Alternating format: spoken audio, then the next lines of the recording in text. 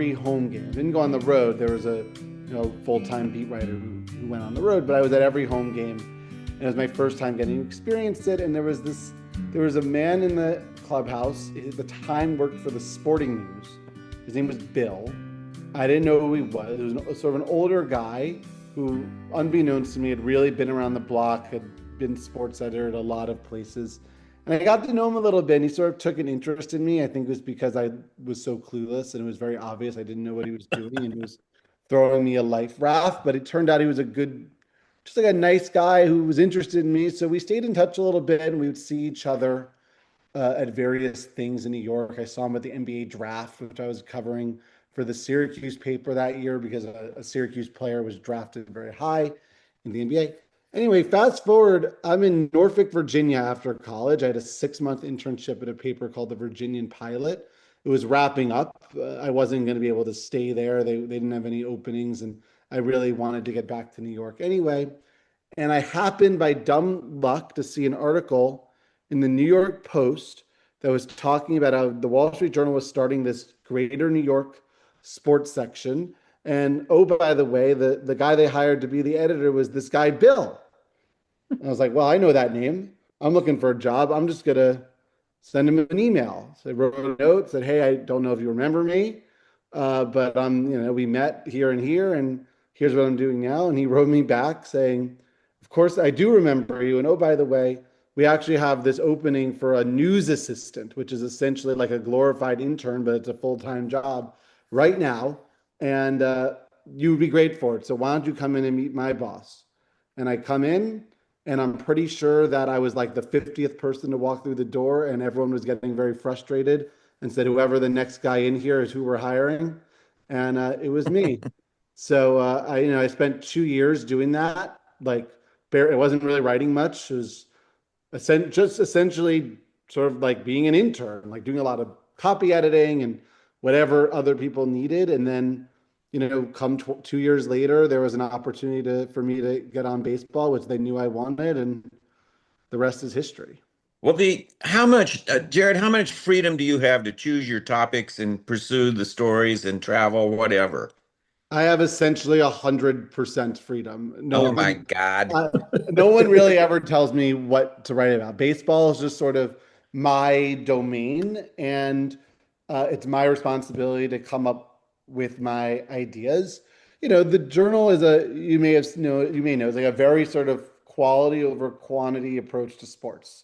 We publish 2 stories a day, maybe, right? On a typical day, 6 days a week. So that's like 12 stories a week. Maybe it'll get up to like 13, 14, 15 if there's like big news that needs to be jumped on. So it really is for me about like most of my day is spent like trying to ideate and come up with interesting stories that nobody else is telling. There's no quota for how much I have to write, but I sort of believe that during the season I should be writing 2 or 3 days a week. Not for the next few weeks because we're World Cup all the time now, but typically, 2 or 3 stories a week, and it's on me uh, to find them, Wow. which is I'm it's a fun. It's I'm fun. a Vandy grad. Hmm. So I'm a longtime Tyler Kepner fan, who's the national baseball correspondent for the New York Times. Yeah.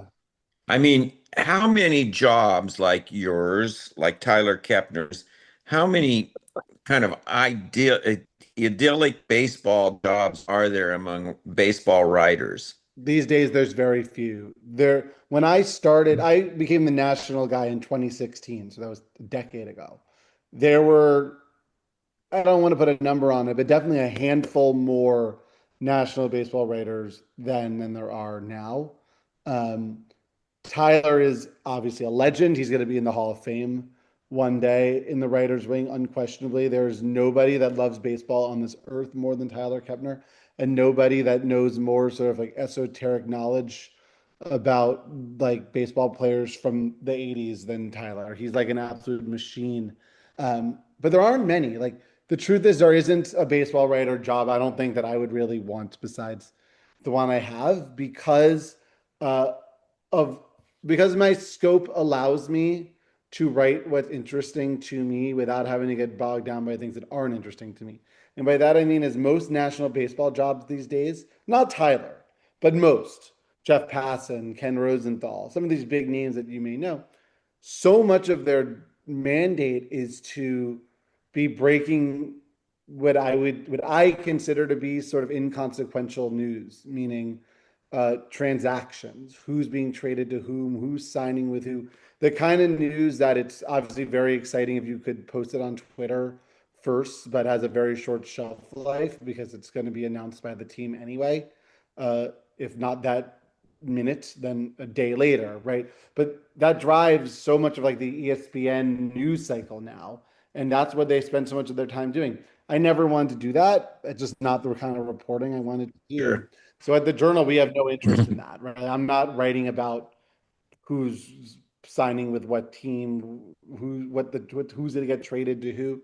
I'm really out there looking for like interesting stories, things that have something to say about the game, about the industry, about the business, about player X or team Y.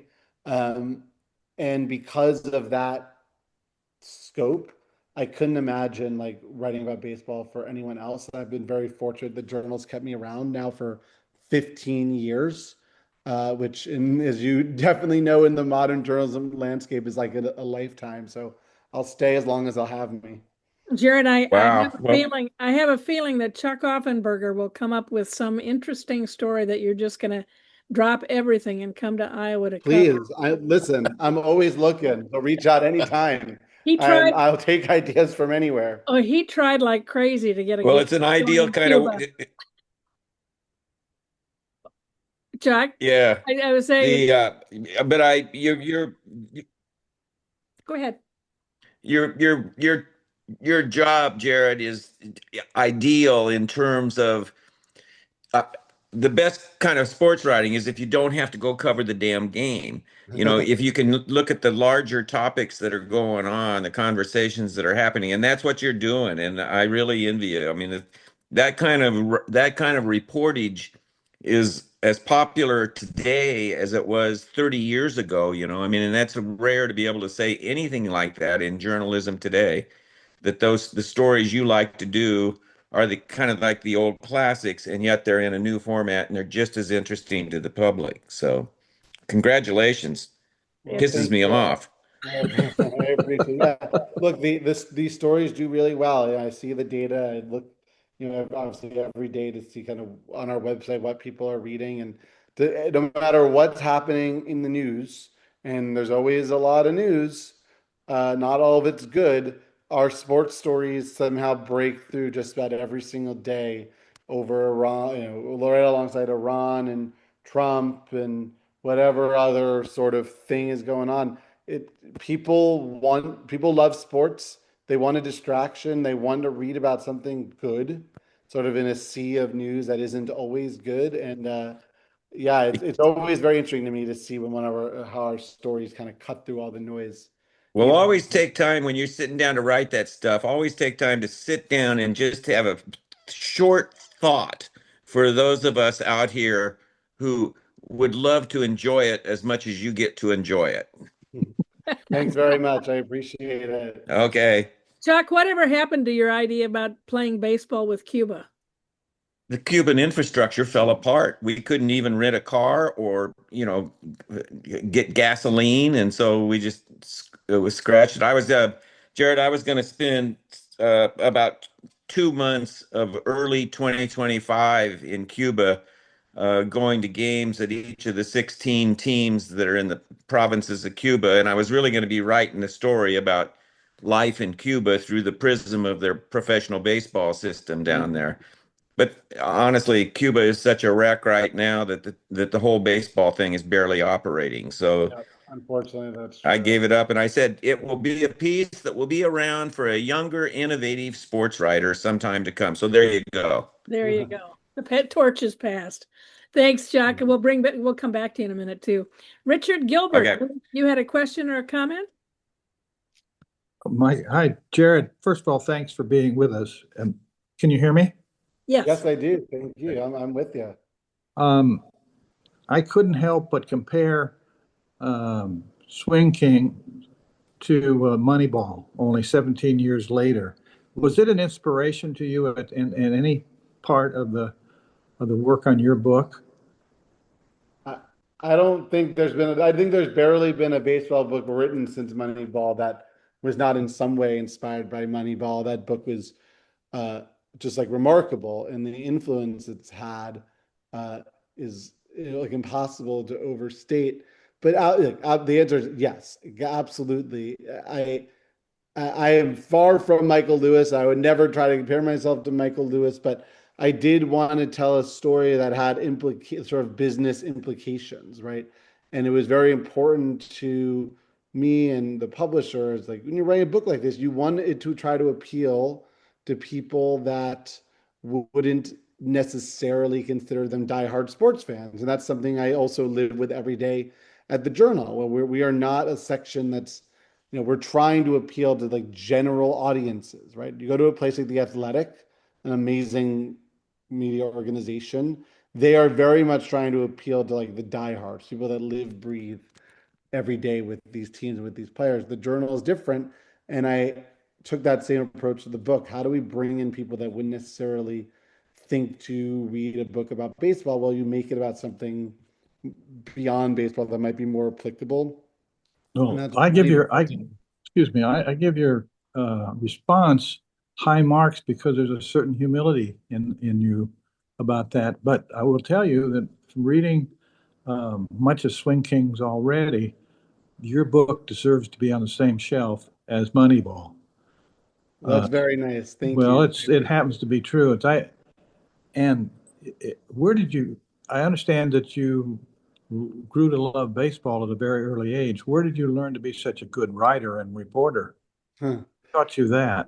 Yeah, it's like people never believe this because they're like, how could this be? But it was really at my school paper. You know, I went to Syracuse uh, because this great journalism program, and I went to the Newhouse School and studied journalism. I had a great time, and I met my now wife there, and I have nothing but great things to say about Syracuse. But it really wasn't in any of those classes where I learned like anything. It really was from the students that came before me at the Daily Orange. When I got to campus, literally the first day, I hadn't even unpacked.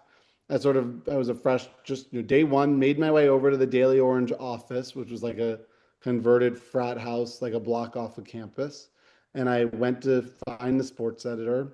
And, you know, I said, I'm Jared, I'm new, I just got here. And like, you know, I really want to cover sports. I'll take any opportunity that could be available. And they asked me, what do you know about cross country? I said, absolutely nothing. They said, great, you're our new cross country beat writer. Uh, and that's kind of how it started. And through that experience at the Daily Orange, you know, when you wrote a story for the Daily Orange, you would have to go to the office the night before it ran in the paper, and you would sit down with one of the editors, and he would literally walk to show you how he or she improved your story. And that was so remarkable. There's no other place, time in your life or career where that's going to happen. And that sort of student to student, generation to generation train has been rolling at the Daily Orange for so many years and years and years, which is why like there's been this incredible pipeline of, you know, Pete Thamel and Adam Kilgore and Jeff Passan and, you know, the guys right before me like Zach Berman and Andy McCullough and then my group, and we try to pass it on. Like that's really where I learned it, was from the upperclassmen at the Daily Orange. It really is an amazing organization. I'm really grateful to have been a part of. Well, thank you for that answer. Thanks. Julie, No, go ahead. Did you have another question? No, not Okay. for now. All right. We'll circle back if you do. Rob Gray, your microphone is off, so there you go. Rob, give us a little introduction to you and what you do on Substack. Yeah, well, what's interesting, even though I've just been I work at Cyclone Fanatic in the Cedar Rapids Gazette. I'm a freelance beat writer for Iowa State Athletics. I started out at the Des Moines Register. One thing that resonated me with, and I've been doing it for 26 years, and somehow I've anytime I've left a job, it's been on my own terms. So I've been pretty fortunate. Um, but one thing that's intriguing about your backstory, Jared, to me is you talked about covering cross country. You talked about being thrown in to cover things that you probably didn't know a whole lot about.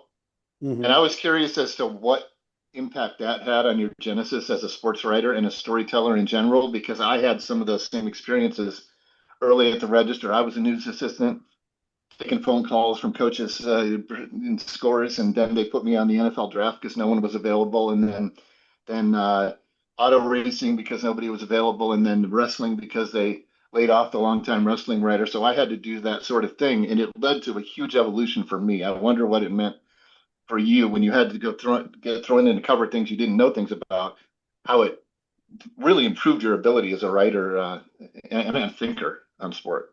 Yeah, I learned quickly, but did not know previously that you actually you don't need to be an expert in the sport to cover it, to write something interesting about it or something smart about it. What you need is A, sort of a curiosity to learn, and B, sort of an eye for what makes a good story. And being an expert in the sport and finding a good story are not the same thing. In fact, sometimes they butt heads against each other. I think sometimes it's great to come in with a fresh eye and with something you know nothing about and just try to find something interesting without sort of any baggage that comes with a lifetime of knowledge on the thing. I Going back to my last answer, I had an editor of the Daily Orange who very early in my time at Syracuse said something to me that stuck with me for all these years, which is simply sports writing is people writing. And honestly, I think that's probably a sentiment that applies to all journalism and beyond sports writing, but in the sports writing, what he meant was like we're not writing about scores, we're not writing about statistics, we're writing about people and the things that they do. Like the reason we love sports is because we see people do things that are impossible, that are sort of the pinnacle of human achievement in many ways. And it's all about sort of telling their stories. And that way of thinking transcends whether they're playing with a ball or a puck or they're surfing or they're running or they're whatever. You know, I go to the Olympics every 2 years, and that's like the absolute classic example of that because at the Olympics, nobody knows anything about any of the sports, really. You know, the vast majority of them. Like, you know, I was in Milan for 3 weeks over this past winter, and do you think I knew anything about short track speed skating or, you know, snowboarding or whatever? No, you don't know anything, but it doesn't matter because what I do know is like these are very interesting people doing very interesting things, and there are stories to tell, and what they are playing is, you know, not always super relevant. Yeah, that's been my experience entirely too. Some of the favorite stories I wrote was when I would go in and ask the quote unquote dumb questions because I didn't know the sport that well, and you got more revealing answers when you're ensconced in your beat. What you cover all the time, I think you can get what you talked about, the tunnel vision, where you don't think outside the box and find the interesting stories behind those angles. And um, I wanted to circle back to Swing Kings too, because people talk about baseball purists all the time. I guess still, maybe they do, maybe they don't.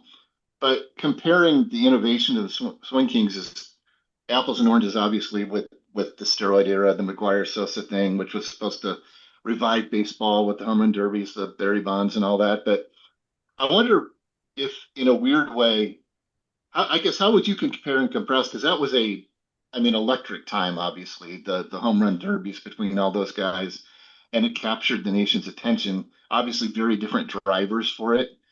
But weirdly, from a purist standpoint, wasn't the steroid era more aligned with purists than the sort of innovations that people came up with Swing Kings? Yeah, it's funny. They're just, I think everyone's just a little, where people were naive, I think, is the problem in Oh, the late 90s because we didn't know what we didn't know. I was 10 years old in 98, so like I clearly didn't know anything, but even the powers that be, there was like this overwhelming desire to believe that what was happening was genuine, right? And like baseball was in such a bad way coming out of the strike and all of a sudden McGuire and Sosa come along and conjured memories for a lot of people of 1961 when they were children, and sort of the thrill that came along with watching Maris and Mantle duke it out. And it's interesting because, like, in some ways, that home run chase 98 saved baseball from the strike.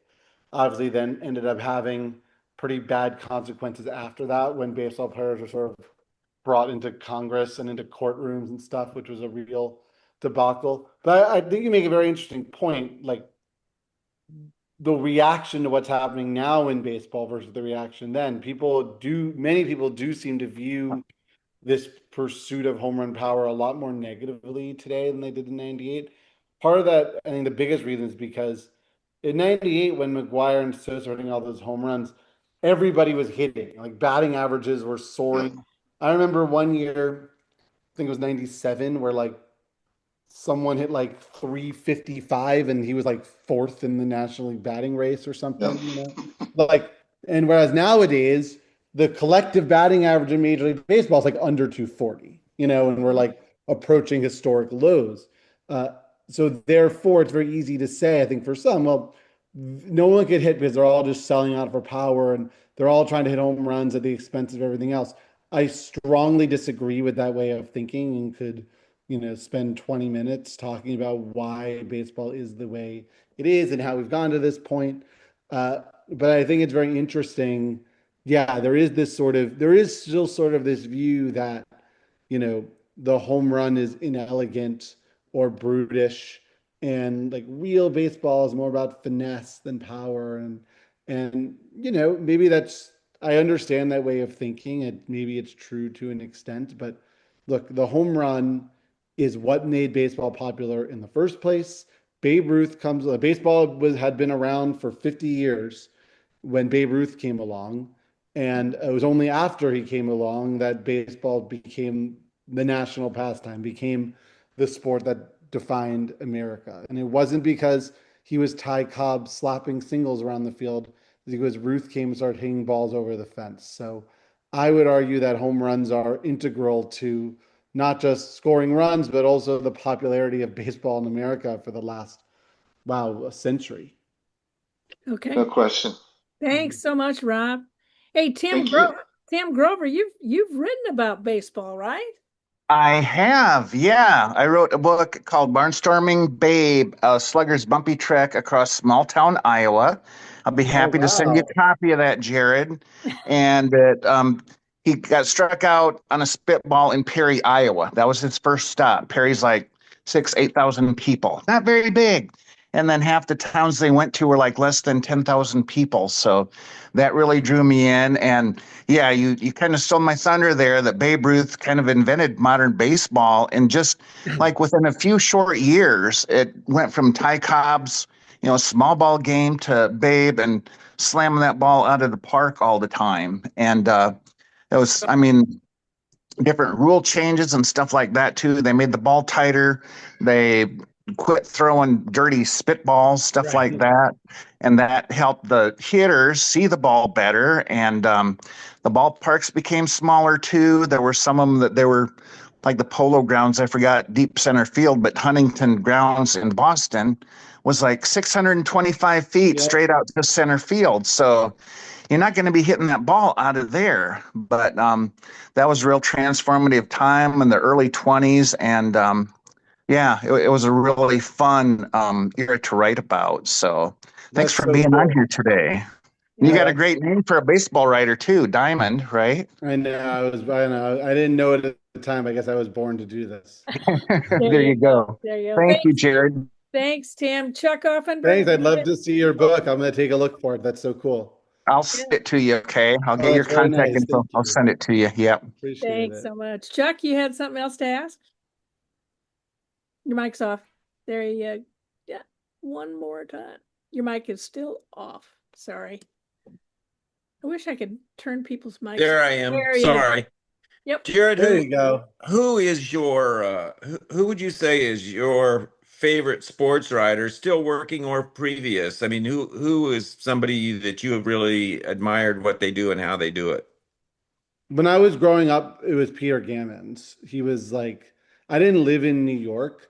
I didn't live in Boston, rather. I lived in New York, but I still, I knew Peter Gammons from ESPN at the time. And I just thought this guy is the coolest guy ever. He's on TV, he's talking about baseball. And then I found out he also was like this legendary writer for the Boston Globe, who sort of created like what we now know as like the baseball notes column. And I would spend my summers as a kid in New England. And I would like just eat up this was like before you could just read the Globe on the internet, with like just love those summers on Martha's Vineyard where I could read Peter Gammons every single day and every Sunday and everything. So he was like the guy I really admired and like thought, oh, I would love to be like him one day when I was a kid. When I like read baseball writers now and historically, I mean, Tom Verducci is like one of a kind. There's and now I've gotten to know him personally. It's only emphasized that he is one of a kind. Tom Verducci is like the longtime Sports Illustrated baseball writer. He also is like one of the main guys for Fox. I see him, he's at the World Series every year, and he's busy. He's got his day job for Fox where he's literally like doing the game. He's on the sideline doing his TV reporting, whatever he does. He's on the stage at the end of the game doing the whole like trophy presentation. And then you wake up the next morning at like 6 a.m. and he has this unbelievable like 6,000 word opus about the team that just won the World Series, full with details that no one had ever imagined having. And you're just like, how in the name of goodness did he do this? I just saw him on the field. He was like doing TV. When did he report this? How is this even possible? And he does it every single year, and it's just it's like unbelievable. So both his like reporting ability, the work ethic, like one of a kind. Wow, thanks. So I'm going to bring in a couple of other members of the Iowa Writers Collaborative, and any of you on the call who have a question or a comment, please just raise your hand.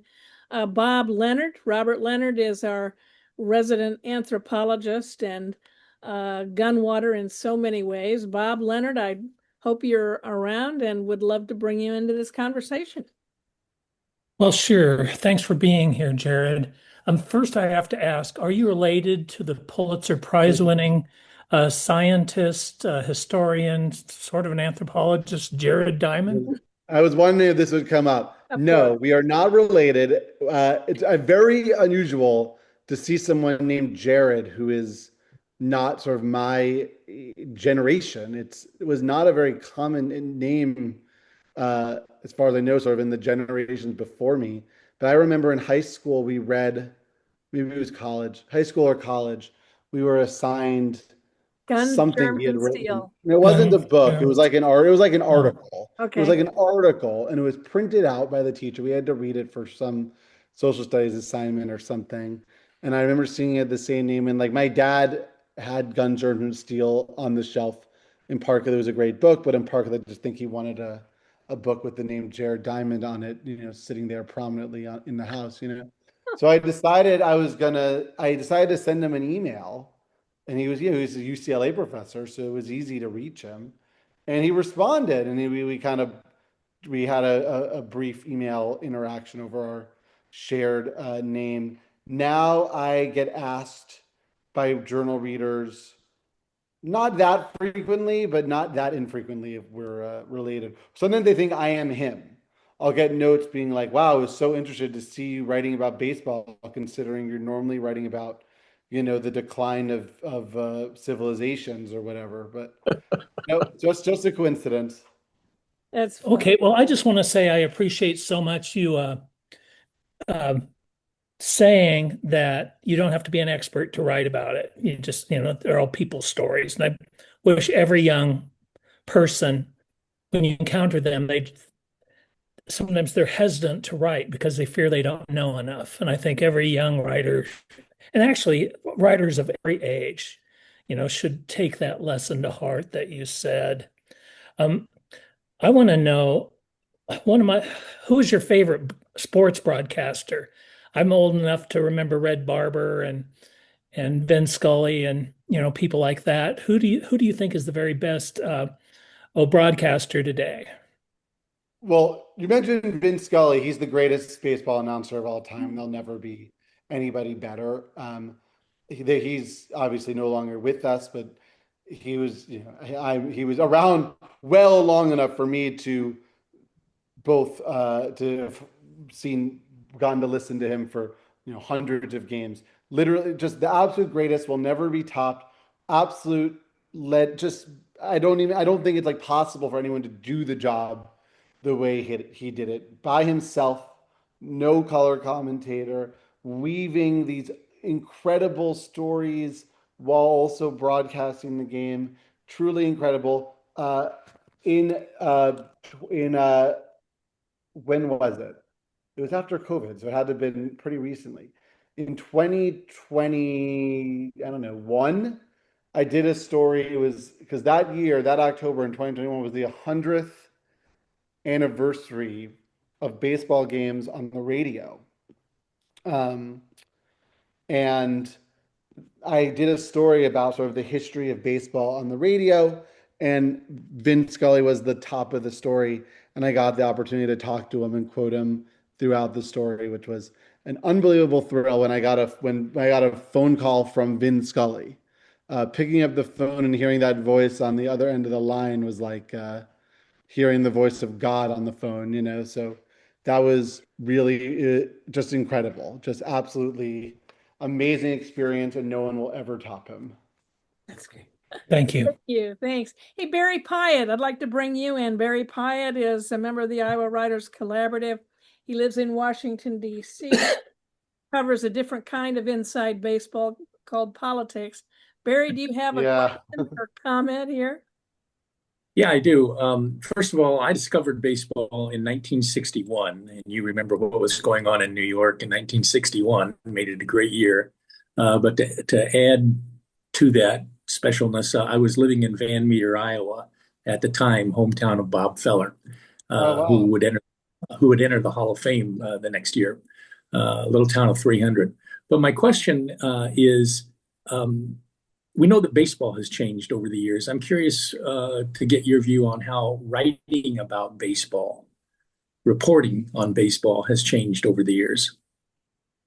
It's changed dramatically in that, in the way that the internet and social media has changed everything. I hear the stories from the old writers about, you would go and sort of get a scoop and you would have it, and if no one else had it, it would be in the newspaper the next morning, and then it would just be your story for 24 hours because there was no opportunity for anyone to match it. I guess there were some afternoon papers maybe at the time, so maybe for half a day, but either way, that is just unfathomable now. Whereas now, any piece of information that you have that is, I would say, sort of repeatable is going to be out there within seconds, right? If you break the news that Juan Soto is signing with the Mets, yeah, you might get that on Twitter, but literally 10 seconds later, 50 other baseball writers have it. So that kind of news to me becomes incredibly devalued. So to me now, more than ever, it's about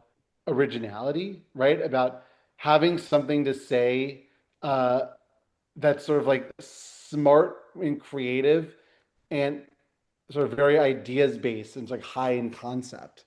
And I don't think that certainly was not always the case. The other sort of thing to that end is like, what kind of news are we actually out there trying to pursue? Like, how do we come up with something that can't just be aggregated or can't just be sort of copied immediately, right? So I'm always looking for the kinds of stories that nobody else could do because they're not gonna be able to report them out, and I think it really shows the value of like good reporting in a world where so much of sports journalism has become like who could yell the loudest and who's just sort of giving their like flaming hot take. I think the people that's now the people that still have their boots on the ground doing real reporting to sort of tell stories that wouldn't be told otherwise. I consider a scoop a story that would not be written. The information would not be out there if you did not report it. And that is the kind of story I think has become super valuable in this era.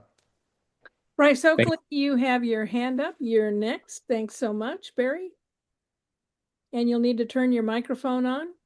And one of the questions I'm going to follow up with, Jared, is what is on your t-shirt, please, if you don't mind me having you tip your screen down Oh, so we can sure. see what the great Jared Diamond Oh yeah. Walt Disney is- World. This is my we were just there with my kids over Memorial Day weekend. So I'm rocking the shirt after our Memorial Day trip with my 5-year-old twins. Oh, 5-year-old twins. Oh my God, are they interested in baseball? They had their first year of T-ball this spring. They really liked it. We're gonna go to their first major league game, possibly this upcoming weekend. Actually, we were thinking about it, but if not this weekend, definitely this season. So they're definitely starting to show their interest, which is making me very happy. We'll see. We'll see how it continues. So is there a story in there about parents berating officials of Little League coming up, or? And it's funny you mentioned that. It's I think the Journal, our section at WJ Sports has not really covered youth sports that extensively over the years. And I believe that it's like an incredible untapped resource of stories because the youth sports landscape is just I'm not really in it yet, right? Like my kids are 5, they're not playing games and we just, T-ball, you're just like doing clinics basically. Like most of the kids can't throw or catch, right? Like we're really just starting, but I hear it from like friends of mine who have kids that are a little bit older, just like how crazy it's gotten. Like I think it's an incredible topic. Like it is worth exploring. So it's kind of like on my list to like kind of see if we could like get that going. I think the stories would be very well read because Oh yeah. it's really nutty out there, it sounds like. Man, oh man. Yeah, go figure. All right, Bryce, your mic is on. Go for it. Jared, my question is going to be about statistics, but I'm going to circle around to that very quickly. Being a Cubs fan since 1945, you can question my judgment on anything, but I want to ask about individual players and the focus between golf and baseball. I think that the people, the psychology of the game and the pressure on players is so obvious to anybody that's watching the sport. You don't have to be an expert in baseball to know when somebody messes up or does well. My question is that I was surprised to learn not too awfully long ago that there are dozens upon dozens of statistics that are taken. For example, a guy hits a fly ball to center field, there's a statistic that immediately comes in, not whether the ball is caught and the guy's average goes down, but what route did the outfielder take to the ball every time a ball's hit in the outfield. And it's called, and part of that's the WAR, WOR is the statistic. My question is this. Is the psychology and the difficulty of the sport and its exposure to individual failure and success make for good stories of these people that come from so many different backgrounds, that there must be a story in almost every one of them of the success or failure of what's going on up here? So it's a really good question. I think it's great that we are in this sort of analytical era where we know more about how the game is played and how it works than ever before because of the work of all these incredible analytical minds that really goes back to Moneyball. And you're right, everything is measured in a way that's sort of unimaginable to people that grew up watching baseball decades ago. And I think in some ways it's amazing, right? Because it's just the amount of information that's out there is remarkable. But I do think those statistics do become a crutch at times. And I do think that both reporters and fans kind of fall too much in love with them and lose sight of the facts, the things that you're mentioning, the psychology of it, sort of the human element of it, the idea that like, yeah, we have all this data and information, but it's still a game played by people who are fallible and make mistakes and whatever else. But I always like, I found myself telling people, these statistics that get cited all day and all night, they're incredibly valuable to the people whose job it is to make decisions about what players to sign, how much money to get them, how to build a roster, how to do in-game strategy. But they were never really meant for the average fan, right? Like these were statistics meant for industry people to make decisions. They sort of became co-opted by everybody. And I think it's very telling that like fans kids used to grow up like wanting to be a baseball player. Now so many kids grow up wanting to be a baseball general manager, which is like, it's good in some ways. It opened a lot of doors, but also it's like, hey, did we lose sight of the people behind this thing? And like, I think I've been guilty of it at times too, but I do absolutely think like it's something that we'd be all better served remembering. And like the best stories often have nothing to do with numbers and just have to do with these guys as individuals and human beings. Following up on that, do you have a sense that if somebody who is a really good player has an off game, do you ask them what's going on? There's some kind of personal crisis going on in their lives, or do you feel that's part of your beat? Yeah, it's interesting. Look, the fact of the matter is these guys are very public and their personal lives are often sort of on display for the world to see. And it's very hard for them to sort of keep their problems private, even sometimes if they want to. But I think it kind of comes with the territory when you're a Major League Baseball player making on average like $4 million to play this game. But like there's a line, right? Like you're always cognizant of like the fact that these are just people and they have the same like similar problems to you and me. So you have to be respectful of that, but at the same time, like their inner lives, their like things that are impacting them on the field are of great public interest.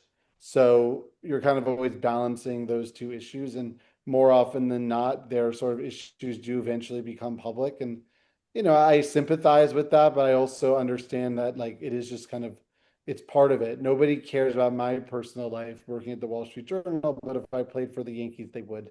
And that's just sort of the truth of the matter. Jared, one more question, and then I'm going to ask you to summarize something in a second. But have you become disillusioned with this topic you loved so much since you started covering the business side of things? Has that changed how you view baseball, or are you still as passionate as ever? When the games are going on, I'm as passionate as ever. I could just consume baseball like all day and night. I just never get bored of the game itself.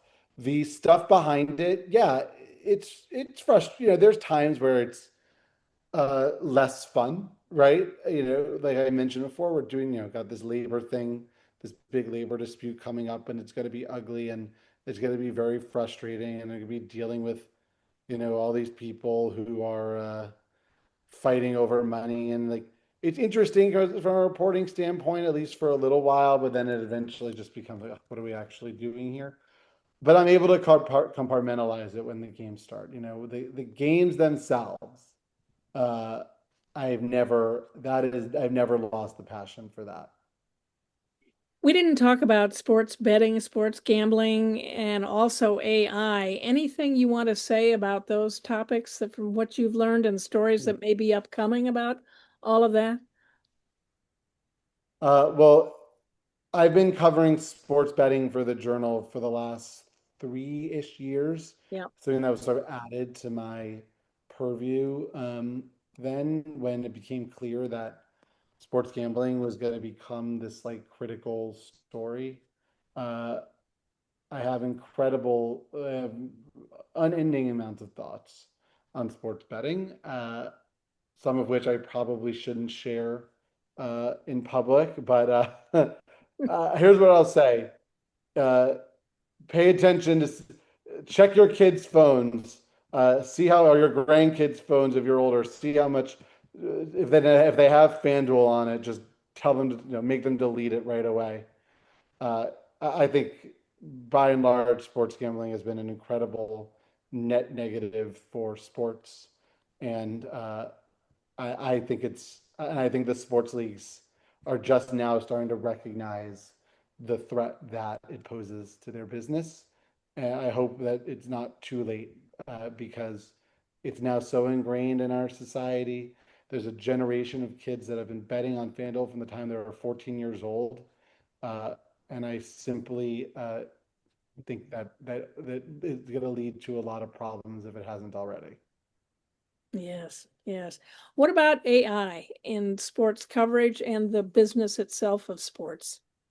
Yeah, look, AI is obviously impacting sports. It's impacting journalism, right? I mean, no surprise. It's already become sort of a daily part of my job at the Wall Street Journal. Sports teams are undoubtedly using it in ways that I probably couldn't even imagine, right? Um, I don't know if we know yet how it's going to change sports. I think it's going to change sports in the way that it's going to change everything. As I know it's changed my job. I mean, I'm using AI constantly, not to write, but it's certainly to help with research, to help with my reporting in some ways. I do believe that used responsibly, it's an incredible tool, but I also believe that as like a writer, it's very scary because while, at this moment, uh, AI cannot replace me as a writer. Who knows how good of writers it's going to become as things move on. The one thing I will say though is that what AI is going to do is it's going to make the value of reporting even greater. And what I mean by that is there might be a time in the future, not too long from now, when AI knows everything that's ever happened in the history of humanity, uh, but it cannot know things that have not yet been made public. And that is the job of reporters. So I think that skill is going to become far more valuable because it truly is sort of AI proof. Great. Well, this has been a wonderful conversation, Jared. Thank you so much for being with us today, and good luck to you. It's amazing how frequently your byline does appear in the Wall Street Journal. Yeah, I'm delighted you took time to be with us today. It is great to be with all of you. Reach out anytime. I'm easy to find if you want to reach out. Okay, great. Thanks again. Bye-bye.